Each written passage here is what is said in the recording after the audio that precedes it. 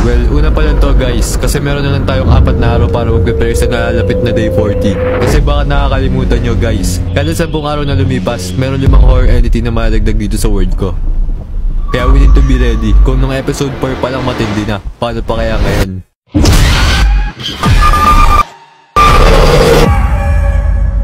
Nung nakaraang episode kasi guys, ang alam ko, natapos yung video sa may bahay. Ito sa may tower Babalikan ko si Speed. Kaya yung mga gamit ko dun. Oh wait lang, may nakikita akong kakaiba. Oh my goodness, naglalakad siya. Ayun yung sinasabi kong invisible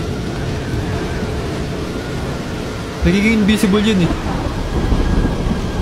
Okay, wala naman pala siya nagagawa Lang ka lang.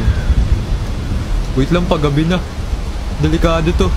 Oh my goodness, no, ayoko. Nope. Hindi ako lalabas ng gabi.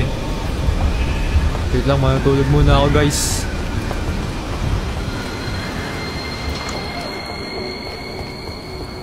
Ba't parang naglalag talaga ako? Ano nangyayari? Oh my goodness. Wait lang, handa natin tong Bone One. Andito si Goatman. May entity dito. Hindi ako makatulog.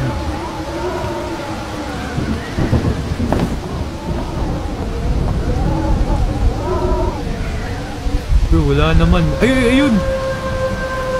Wait lang, yung sniper ko. Ay, hindi, ito na lang. Yung parang tao nakikita kong kulay black Hindi abot. Oh, dito nga tamaan. Uy, lumalapit! What the heck, ano yan? Ano yung mata? Yung pa isa, dalawa. Sino bro? Oh my goodness! No, nagulat ako. Oh my goodness, please. No, ayoko na dito. Hindi, nawawala na. Oh, yung ship! Nandito yung ship!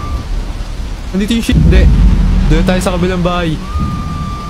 Ayun pa, ang dami dito. Yun na naman. Ayun pa. Yung kulay red din nakikita ko. No. Yung walang balat.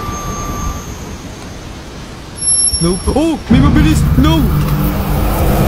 Oh my goodness, ano yun? Bro, dami. Oh, no, please. Ang bilis yun, lumalangoy. Ang dami nila, Dave. Bro, ang dami kumabal sa akin. Guys. Oh, ang bilis.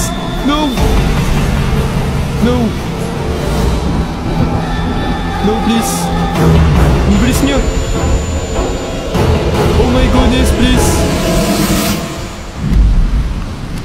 Bro, tumataas balahibo ko. Bro, sige, sagwan lang. Hindi kayo nahabol. Oh, nandito na.